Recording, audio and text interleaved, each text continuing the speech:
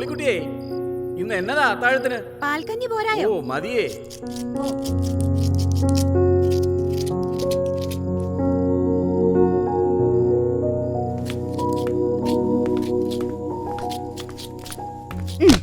അത് കഴിയുമ്പോഴേ ഇതും കൂടി ഒന്ന് അരിഞ്ഞു വെച്ചേക്ക്. നാളെ രാവിലെ അപ്പത്തിന് വെജിറ്റബിൾ സ്റ്റൂവാ കറി. അതാ നല്ലത്. ഓ പിന്നെ ഭാര്യയ്ക്ക് മുമ്പിൽ ഭർത്താവ് നിരുപാധികം കീഴടങ്ങുമ്പോൾ സംഭവിക്കുന്ന അത്ഭുതത്തിന്റെ പേരാണ് കുടുംബ സമാധാനം എന്ന സത്യം. സ്വന്തം അനുഭവത്തിലൂടെ അത് തിരിച്ചറിഞ്ഞ മഹത് വ്യക്തിയായിരുന്നു ബഹുമാനപ്പെട്ട ഡിസ്ട്രിക്ട് മാജിസ്ട്രേറ്റ് കുര്യാക്കോസ്. ഇത് വേണ്ടേ? ഇതെന്താ? വേണം വേണം. ഓക്കേ. ഇത്രയും മതി. തേങ്ങാപ്പാലിനുള്ളതെല്ലാം ഇവിടെ വെച്ചിട്ടുണ്ടേ. ഓക്കേ. പിന്നെ എന്നതായി നോയിക്കൊണ്ടിരിക്കുന്നേ? തുടങ്ങിക്കോ.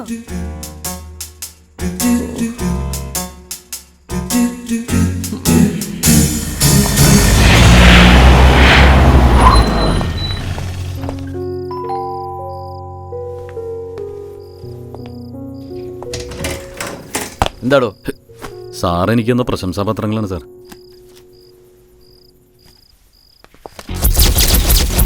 ഒന്നും വെറുതെ ആയിരുന്നില്ലല്ലോ. വ്യക്തമായ കാരണങ്ങളുണ്ടായിരുന്നില്ലേ? 70ഓളം ചെക്ക് കേസുകളിലെ പ്രതി, തനി ഫ്രോഡ്. എന്നിട്ട് ഒരൊറ്റ തവണയെങ്കിലും അവനെ പിടിച്ച് എന്റെ മുന്നിൽ ഹാജരാക്കാൻ പറ്റിയോ തനിക്ക്? സാർ എടോ, എന്റെ 10-30 കൊല്ലത്തെ കോടതി ജീവിതത്തിനിടയിൽ ആദ്യമായിട്ടാ ഇതുപോലൊരു പ്രതിയും തന്നെ പോലെ ഇന്നെഫിഷ്യന്റ് ആയിട്ടൊരു പോലീസ് ഉദ്യോഗസ്ഥനും. സമ്മതിച്ചു സാർ, എല്ലാം എൻ്റെ കഴിവേടാ. പോലീസിന്റെ മുന്നിൽ നിന്ന് കണ്ണുവെട്ടിച്ച് പിടികിട്ടാ പുള്ളികളായി മുങ്ങി നടന്ന എത്ര പ്രതികളെ പുഷ്പം പോലെ പിടിച്ചിട്ടുള്ളവൻ ഈ CI രാധാകൃഷ്ണൻ. ഞാൻ പോലും അവന്റെ മുമ്പിൽ തോറ്റു തൊപ്പിയിട്ട് പോയി സാർ. അതിന് പ്രായശ്ചിത്തം ചെയ്യാനാണ് സാർ ഈ രാത്രി തന്നെ സാറിന്റെ മുമ്പിൽ വന്നത്. പാതിരാത്രിക്കാണോ പ്രായശ്ചിത്തം ചെയ്യുന്നത്? Sorry sir. സേവറെ, അവനെ കൊണ്ടുവാ സാർ.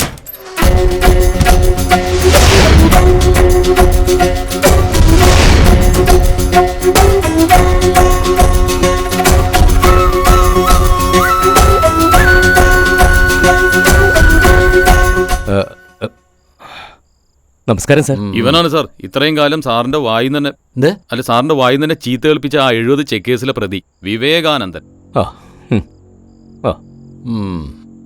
വിവേകാനന്ദൻ, ആ പേരിൽ ഇന്ത്യയിൽ ഒരു മഹാൻ ജീവിച്ചിരുന്നു. അതറിയോ തനിക്ക്? അറിയാൻ സാർ.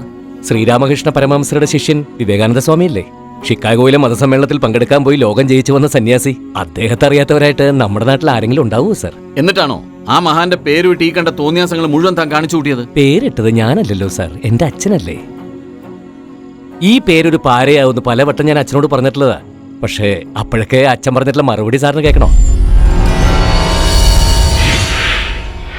കേരളം ഒരു ഭ്രാന്താലയമാണെന്ന് പറഞ്ഞ ആളാ സ്വാമി വിവേകാനന്ദൻ. അത് അക്ഷരം പ്രതി ശരിയാണെന്ന് നിനക്കൊരു ദിവസം മനസ്സിലാകും. അന്നേ നിന്റെ പേര് നിനക്ക് അഭിമാനം തോന്നും, പേരിട്ട ഈ അച്ഛനോടും. കൊള്ളാം, അച്ഛനും കൊള്ളാം, മോനും കൊള്ളാം. അല്ലടോ, എനിക്കൊരു സംശയം. താൻ എങ്ങനെ ഇത്രയും കാലം ഇയാളുടെ പിടിയിൽ വീഴാതിരുന്നത്? സാറ് ചോദിച്ചിട്ടില്ല. അത് പിന്നെ ഈ പോലീസും പ്രതിയും തമ്മിൽ ഒരു കാര്യത്തിൽ വ്യത്യാസമുണ്ട്. എന്ത് വ്യത്യാസം? പ്രതിക്ക് എങ്ങോട്ട് വേണമെങ്കിലും ഓടാം, പോലീസിന് പ്രതിയുടെ പുറകിൽ മാത്രമല്ലേ ഓടാൻ പറ്റൂ. സാർ, പേപ്പേഴ്സ് ഒക്കെ റെഡിയാണ്. റിമാൻഡ് ചെയ്യാൻ പോവാണോ? ഇപ്പോഴോ? ഇവിടെ വെച്ചോ? എടോ, മജിസ്ട്രേറ്റ് എവിടെയാണോ ഉള്ളത് അതാണ് കോടതി. അതറിയാം സാർ. ഹാജരാക്കുന്ന ഏത് പ്രതിയെയും മുഖം പോലും നോക്കാതെ 14 ദിവസത്തേക്ക് റിമാൻഡും ചെയ്ത് കളയും, അതും അറിയാം. പക്ഷേ ഈ കേസിൽ എനിക്ക് പറയാനുള്ളത് അത് കേൾക്കാനുള്ള സന്മനസ് സാർ എന്നോട് കാണിക്കണം, പ്ലീസ്.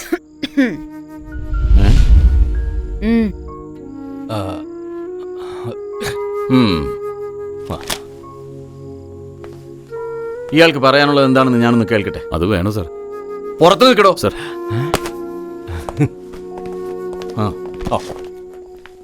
ദാ മോളിക്കുട്ടി പ്രാർത്ഥിച്ചു വരുന്നതിന് മുമ്പ് ഈ പച്ചക്കറി മുഴുവൻ നുറുക്കി വെക്കണം. രാവിലത്തെ വെജിറ്റബിൾ സ്റ്റൂവിനുള്ളതാ. സാർ, അപ്പൊ എനിക്ക് പറയാനുള്ളത് കേൾക്കാടോ. നാവ് കൊണ്ടല്ലോ താൻ പച്ചക്കറി അരിയുന്നത്, കത്തി കൊണ്ടല്ലേ. താൻ പറഞ്ഞോ. സാർ. എടോ വിവേകാനന്ദ, തന്നെ 14 ദിവസം റിമാൻഡ് ചെയ്യാനുള്ള എല്ലാ ഗ്രൗണ്ടും ഉണ്ടായിട്ടും അത് ചെയ്യാതെ തനിക്ക് പറയാനുള്ളത് മുഴുവൻ കേൾക്കാൻ തയ്യാറായ ഒരു മജിസ്ട്രേറ്റ് ആണ് ഞാൻ. മനസ്സിലായോ? അതുകൊണ്ട് ആദ്യം പച്ചക്കറി, അതിന്റെ ഇടയിലും മതി തന്റെ ജീവിത കഥയുടെ വിസ്താരം. സാർ, ഇഞ്ചി, ജിഞ്ചർ ഇത് മിക്സിയിലിട്ട് അടിക്കണോ അതോ കുരുകുരാന്ന് അരിയണോ? തന്റെ ജീവിതം എങ്ങനെയായിരുന്നു അതുപോലെ ചെയ്യും.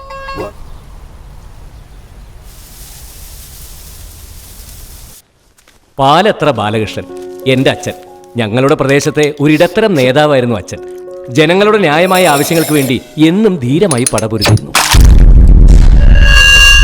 ഒരു തുള്ളി വെള്ളം പോലും തരാൻ കഴിയാത്ത ഈ സർക്കാരുകൾ ഈ നാടിന്റെ ശാപമാണെന്ന് പറയാൻ ഞാൻ ഈ അവസരം ഉപയോഗിക്കുകയാണ്.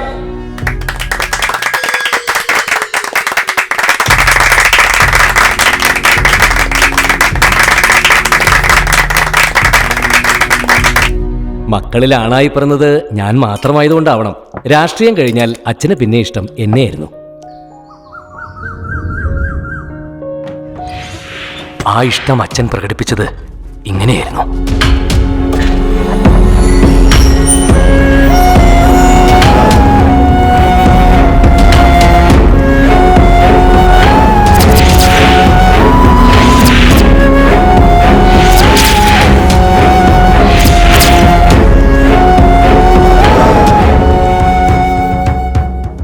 മോനെ, അച്ഛന്റെ പോക്കറ്റിൽ നിന്ന് കിട്ടിയതാ. ലോകം മുഴുവൻ കടക്കിണിയിൽ മുങ്ങിത്താഴുമ്പോൾ നിനക്ക് മാത്രം അതിന്നൊരു മോചനമില്ല വിവേകാനന്ദ. അച്ഛന്റെ കടങ്ങൾ സന്തോഷപൂർവ്വം ഞാൻ നിന്നെ ഏൽപ്പിക്കുക. ഇനി ഇത് നീ വീട്ടുക. ഒരു കാര്യം പ്രത്യേകം ശ്രദ്ധിക്കണം. എന്റെ ഈ കത്തിലെ വിവരങ്ങൾ അമ്മയോ നിന്റെ കൂടപ്പിറപ്പുകളോ ഒരു കാരണവശാലും അറിയരുത്. അറിഞ്ഞാലും എനിക്ക് പ്രശ്നമില്ല. സതിച്ചേച്ചി എന്റെ മൂത്ത പെങ്ങള. അച്ഛൻ കഴിഞ്ഞാൽ എന്നെ ഏറ്റവും കൂടുതൽ സ്നേഹിച്ചിരുന്നത് ഈ ചേച്ചിയായിരുന്നു.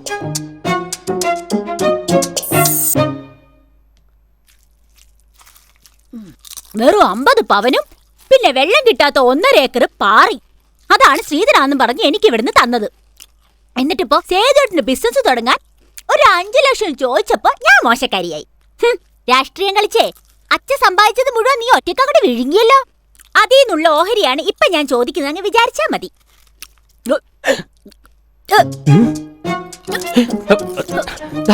വെള്ളം വെള്ളം വെള്ളം വെള്ളം കൂടി വെള്ളം കൂടി.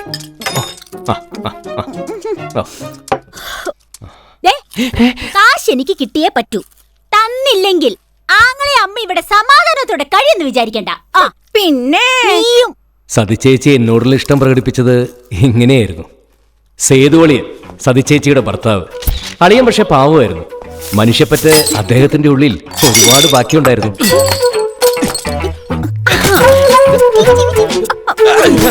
5 ലക്ഷം രൂപ തന്നില്ലെങ്കിൽ ഇതേപോലെ ഓരോന്നോരോന്നായി ഞാൻ എറിഞ്ഞ് പൊട്ടിക്കും. എന്നിട്ട് ഈ വീടിന് തീയിടും. മനുഷ്യപ്പറ്റ് പ്രകടിപ്പിക്കാൻ ഇതിലും നല്ല മാർഗം അളിയൻ അറിയില്ലായിരുന്നു. എന്റെ കാര്യത്തിൽ എന്താ ഏട്ടൻ തീരുമാനിച്ചിരിക്കുന്നത്? അനിയത്തി ഗീത. ഏട്ടൻ എന്ന നിലയിൽ ഞാനായിരുന്നു അവളുടെ ആദർശ പുരുഷൻ. എന്ത്? എനിക്ക് വയസ്സ് 24 കഴിഞ്ഞു. അതെന്റെ കുറ്റമല്ലല്ലോ മോളെ. എന്റെ കൂടെ പഠിച്ചവരെയൊക്കെ കല്യാണം കഴിഞ്ഞ് അവർക്കൊക്കെ കുട്ടികളെ രണ്ടായി. ആലോചനകൾ വരാത്തതുകൊണ്ടല്ലോ ഗീതേ, നീ സമ്മതിക്കാത്തോണ്ടല്ലേ. എങ്ങനെ സമ്മതിക്കും? ചേച്ചിക്ക് 50 പവനും 1.5 ഏക്കറും കൊടുത്തിട്ടുണ്ടെങ്കിൽ എനിക്ക് 75 പവൻ തീർത്ത് കിട്ടണം. അത് തരാനല്ല ഏട്ടന്റെ ഭാവമെങ്കിൽ മരിച്ചുപോയ അച്ഛനാണ് സത്യം. ഞാൻ ഒളിച്ചോടി പോവും. ആരുടെ കൂടെ? എത്രയോ പേരെന്റെ പുറകിന് നടക്കുന്നു. അതിലേതെങ്കിലും ഒരു കോന്തന്റെ കൂടെ. പക്ഷേ പിന്നീട് ഏട്ടനാണെന്നും പറഞ്ഞ് ഈ നാട്ടിൽ കൂടെ തല ഉയർത്തി നടക്കാമെന്ന് സ്വാമി വിവേകാനന്ദൻ വിചാരിക്കണ്ട.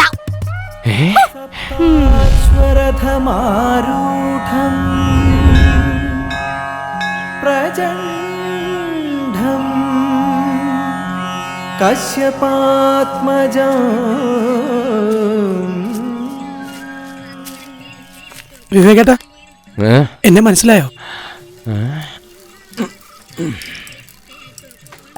നീയാ കോൺട്രാക്ടർ കൃഷ്ണന്റെ മോനല്ലേ? അതെ, കുറച്ചു ദിവസമായിട്ട് ഞാൻ വിവേകേട്ടനെ ഒന്ന് കാണുമെന്ന് വിചാരിച്ച് നടക്കുകയായിരുന്നു. കണ്ടോളൂ. കണ്ടു. ഒരു കാര്യം പറയാനുണ്ടായിരുന്നു. ഓ, പറഞ്ഞോളൂ പറഞ്ഞോളൂ പറഞ്ഞോളൂ. വിവേകേട്ടൻ്റെ അനിയത്തി ഗീതയും ഞാനും തമ്മിൽ ഇഷ്ടത്തില്ല. 7 കൊല്ലായി ഞങ്ങളുടെ ബന്ധം തുടങ്ങിയിട്ട്. ഒരൊറ്റ പൈസ ശ്രീധരനില്ലാതെ ഗീത കെട്ടാൻ ഞാൻ റെഡിയാ. പക്ഷെ അവള് തയ്യാറല്ല. 75 പവൻ, അതിലൊരു ഗ്രാം കുറയാൻ സമ്മതിക്കില്ല. വിവേകേട്ടൻ ഈ തല കണ്ടോ? മുടി ഇങ്ങനെ പോയിക്കൊണ്ടിരിക്കുക. പക്ഷെ ഗീത ഞാൻ ഇതുവരെ കാണിച്ചിട്ടില്ല. 75 പവൻ ഉണ്ടാക്കാൻ ഏറ്റെടുക്കുന്ന ഓരോ ദിവസം കഴിയും തോറും അവശേഷിക്കുന്നതും കൂടി ഇങ്ങനെ പൊയ്ക്കൊണ്ടിരിക്കും. ഒടുക്കം പണ്ട ശരിയാവുമ്പോ ഗീതയെങ്ങാനും എന്നെ കെട്ടാൻ റെഡിയല്ലെന്ന് പറഞ്ഞു കഴിഞ്ഞാ ഞാൻ പോട്ടെ ഏട്ടാ. ഓ,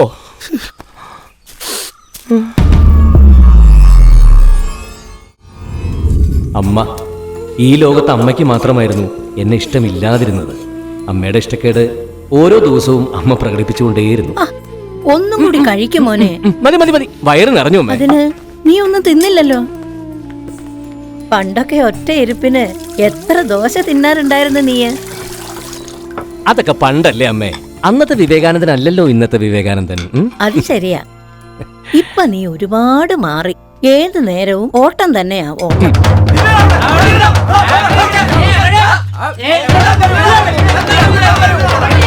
അച്ഛൻ സമ്മാനിച്ച കടക്കാരിൽ നിന്നുള്ള ഓട്ടം, അമ്മ ഉദ്ദേശിച്ച ഓട്ടം ഇതായിരുന്നു. ഭഗവാനെ, ഗുരുവായൂരപ്പ രക്ഷിക്കണേ. കരഞ്ഞു വിളിച്ചോ, രക്ഷിക്കും. പക്ഷേ അതിനു മുമ്പ് ഒന്ന് പരീക്ഷിക്കും. അതങ്ങോട്ട് കഴിഞ്ഞാൽ രക്ഷയായി. നാരായണ നാരായണ. രക്ഷപ്പെടലിന് മുമ്പൊരു പരീക്ഷണം. അങ്ങനെ ഒരു പരീക്ഷണവുമായിട്ടാണ് നജീബ് കേച്ചേരി എന്ന എന്റെ സുഹൃത്ത് വന്നത്. തന്റെ ജീവിതത്തിൽ ഈ കഷ്ടപ്പാടും ദുരിതവും മാത്രം ഉണ്ടായിട്ടുള്ളൂ. ഈ അച്ഛനും പെങ്ങന്മാരും ഒക്കെ തന്ന കടങ്ങൾക്കും മനസമാധാനക്കേടിനും ഇടയിൽ എപ്പോഴെങ്കിലും ഒന്ന് സന്തോഷിക്കാൻ ഒന്നും ഒരു വകയും തന്നില്ലേ ഈശ്വരൻ? മനസ്സിലായില്ല സാർ. എടോ, തന്നെ ആരും ഇഷ്ടപ്പെട്ടില്ലേ എന്നാണ് ചോദ്യം. ഈ കണ്ട പ്രാരാബ്ദങ്ങൾക്കിടയിൽ എപ്പോഴെങ്കിലും ഒരു പെൺകുട്ടി അങ്ങനെ ആരും കടന്നു വന്നില്ലേ തന്റെ ജീവിതത്തിലേക്ക്?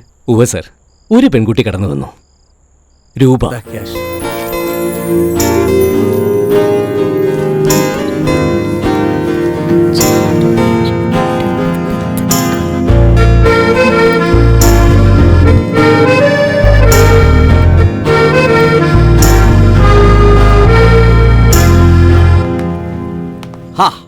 എന്നാൽ ഇനി ആ ഇഷ്ടത്തിന്റെ കഥ പറ സാർ. ആ നജീബ് കേച്ചേരി സൈക്കിളിൽ വന്നോണ്ടിരിക്കുക. അവൻ വന്നോട്ടെ, ആദ്യം ഇത് പറ. എന്നിട്ട് അവൾ ജീവിതത്തിലേക്ക് കടന്നു വന്നിട്ട് രൂപയുടെ മൂല്യം കൂടിയോ അതോ കുറഞ്ഞോ?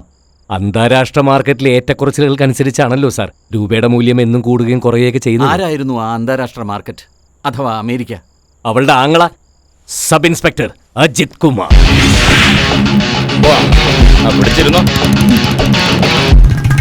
അതെ, നീ നോക്കുന്നത് പോലെ ആ കുട്ടിയെ നോക്കി ഒരുപാട് പേരെ എനിക്കറിയാം. അവരുടെ എല്ലാം അസ്ഥിവാരം ബുള്ളറ്റിൽ പോയി അവളുടെ ആ ചേട്ടൻ പോലീസ് ഇടിച്ച് കലക്കി. അത്രയും മനസ്സിലായോ? അത്രയും മനസ്സിലായി. അല്ലെങ്കിൽ തന്നെ കടക്കാര് നിന്റെ ഒബ്ലാങ്കട്ട പൊട്ടിച്ച് ഓംലെറ്റ് അടിക്കാൻ നടക്കുക. ഇതിന്റെയൊക്കെ ഇടയിൽ കൂടെ ഹോം ഡിപ്പാർട്ട്മെന്റിനെ കൂടി ശത്രുവാക്കിയാൽ കൊള്ളാമെന്നൊരു ആഗ്രഹമുണ്ടോ? അങ്ങനെ ഒരു ആഗ്രഹമില്ല. ഇല്ലല്ലോ. എന്നാ വേഗം വണ്ടി കയറി മണ്ടാ നോക്ക്. കേറ്. അങ്ങനെയാണ് ഞാൻ അവളെ മറക്കാൻ തീരുമാനിച്ചത്. അവളുടെ വീട്, അവള് കടന്നു പോകുന്ന വഴികൾ,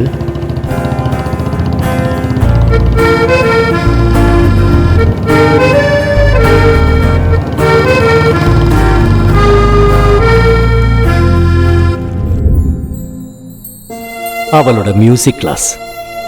ഈ പരിസരങ്ങളിൽ ഒന്നും ചെല്ലാതിരിക്കാൻ മനഃപൂർവ്വം ഞാൻ ശ്രദ്ധിച്ചു.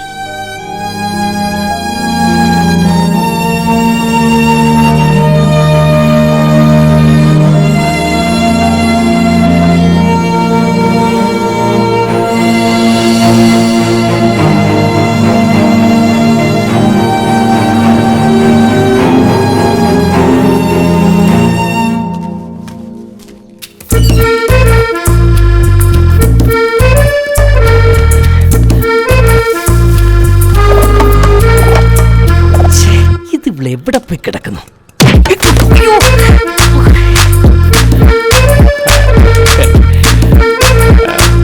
മണ്ടിപ്പെണ്ണെ പിടക്കമോ?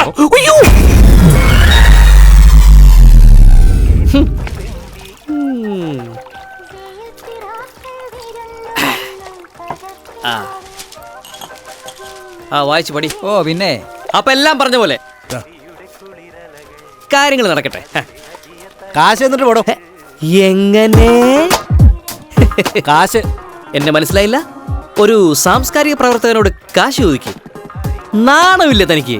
കവി സമ്മേളനം നടത്തി ഈ കട ഞാൻ പൊട്ടിക്കും. പിന്നെ സാരമില്ല, തൽക്കാലത്തേക്ക് ഞാൻ ക്ഷമിച്ചിരിക്കുന്നു. കാശ് വെച്ചിട്ട് പോടും.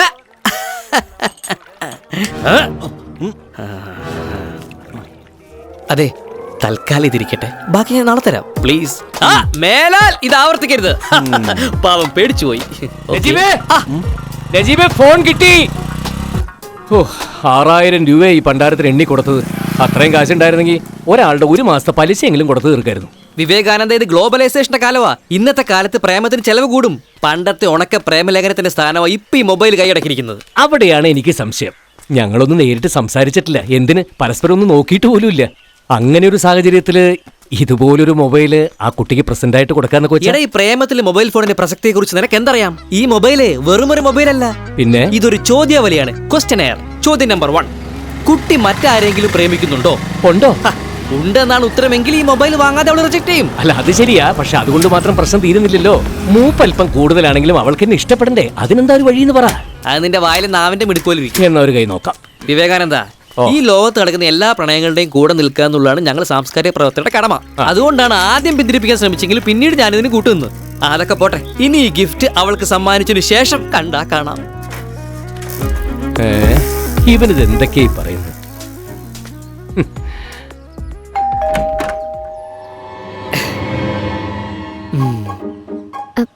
ചേട്ടൻ ഇവിടെ ഇല്ല. ഞാൻ വന്നത് ചേട്ടനെ കാണാനല്ല, കുട്ടിയെ കാണാനാ. എന്നെ കാണാനോ? അതെ. എന്താ കാര്യം? കുട്ടിയെ സ്വന്തം ATM കാർഡിനേക്കാളും സ്നേഹിക്കുന്ന ഒരു ചെറുപ്പക്കാരൻ ഈ നാട്ടിൽ ജീവിച്ചിരിക്കുന്നു. ഈ ഫോണിലെ ബ്ലൂടൂത്ത് വഴി അവന്റെ സ്നേഹം അവന് കുട്ടി അറിയിക്കണം. മനസ്സിലായില്ല? ദയവ് ചെയ്ത് സന്തോഷത്തോടെ അവൻ തന്നുവിട്ടിയ സമ്മാനം സ്വീകരിക്കണം. അതെ, പിന്നീട് എന്ത് സംഭവിച്ചു അതൊന്ന് പറ. എന്താണോ ഞാൻ പറയുന്നത് അത് തന്നെ സംഭവിച്ചു. ഈ മോഡലാണോ വാങ്ങിച്ചോണ്ട് വന്നേക്കണേ? ഒരു ഐഫോൺ വാങ്ങായിരുന്നില്ലേ? Not iPhone, your phone. IPhone. Oh, phone. അതൊക്കെ നമുക്ക് വാങ്ങിക്കാലോ. ആദ്യം കുട്ടി അവനൊന്ന് വിളിക്ക്, എന്നിട്ട് ഗിഫ്റ്റ് കിട്ടിയ കാര്യം പറയൂ. ആ ഫോണിന്റെ പേരെന്ന് പറഞ്ഞ മൈഫോണോ? മൈഫോൺ അല്ല, ഐഫോൺ. അതന്നെ, ആ ഫോണൊക്കെ പറന്ന് വരും. എന്നാ പിന്നെ ഇപ്പൊ തന്നെ വിളിച്ചേക്കാം. ആ നമ്പർ ഒന്ന് പറഞ്ഞു. 98470 98470 42 63. അയ്യോ,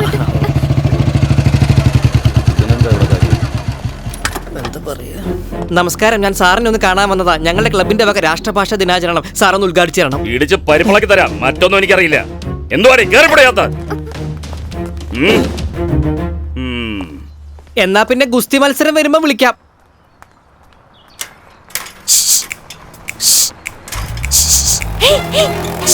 കാറ്റ് പോയോ? ഒരു നമ്പർ ഏതാ? ലാസ്റ്റ് 1. 4. ഓക്കെ. 4? എന്റെ നമ്പർ അവസാനിക്കുന്ന 1-ലല്ലേ? വിവേകാനന്ദ, സാംസ്കാരിക പ്രവർത്തകർക്ക് തീരെ ബുദ്ധിയില്ലെന്നൊരു ആക്ഷേപം പണ്ടേ ചിലർ ഉന്നയിക്കാറുണ്ട്. അത് ശരി. അതിനൊരു അപവാദമാണ് ഞാൻ. ആ SI അവളുടെ കയ്യിൽ നിന്ന് മൊബൈൽ വാങ്ങി നമ്മൾ കൊടുത്ത നമ്പറിന്റെ ഉടമയെ പൊക്കുന്നു വിചാരിക്കാം. ആര് തൂങ്ങും? ഞാൻ തൂങ്ങും. അല്ല, അവൻ തൂങ്ങും. 4-ൽ അവസാനിക്കുന്ന നമ്പറുള്ള ആ ഹതഭാഗ്യൻ തൂങ്ങും. അല്ല, ചുരുക്കി പറഞ്ഞാൽ എന്റെ 6000 രൂപ പോയി എന്നർത്ഥം. മഹത്തായ പ്രേമത്തിന്റെ ഇടയിൽ കാശിന്റെ കണക്ക് പറയല്ലേ വിവേകാനന്ദ? എങ്ങനെ പറയാതിരിക്കും? പോയത് എന്റെ അല്ലേ? അതൊക്കെ നമുക്ക് മുതലാക്കാം. ഒരാഴ്ച ഞാൻ സ്ഥലത്തില്ല. ലളിത ജീവിതത്തിന്റെ മഹാത്മത്തെ കുറിച്ച് പഠിക്കാൻ സാംസ്കാരിക പ്രവർത്തകരുടെ ഒരു ക്യാമ്പ് താജ് ഹോട്ടലില്. ക്യാമ്പ് കഴിഞ്ഞു വരുമ്പോ ഒരു തവണ കൂടി ഞാൻ ആ വീട്ടിലേക്ക് ചെല്ലും. എന്തിന്? എന്നിട്ട് അവളോട് പറയും ലാസ്റ്റ് ഡിജിറ്റ് 4 അല്ല 1 ആണെന്ന്. അപ്പൊ പിന്നെ ഞാൻ തൂങ്ങില്ലേ? നിങ്ങൾ ഒന്നാവുന്നതിന്റെ സിമ്പിളായിട്ട് ആ നമ്പർ അവള് ഹൃദയത്തിന്റെ മെമ്മറി കാർഡിൽ സേവ് ചെയ്യും. അതുവരെ നീ സ്വപ്നം കാണ്. സ്വപ്നത്തിലെങ്കിലും നീ അവളെ സ്വന്തമാക്കണ്ടേ വിവേകാനന്ദ? Dream Vivekananda, dream.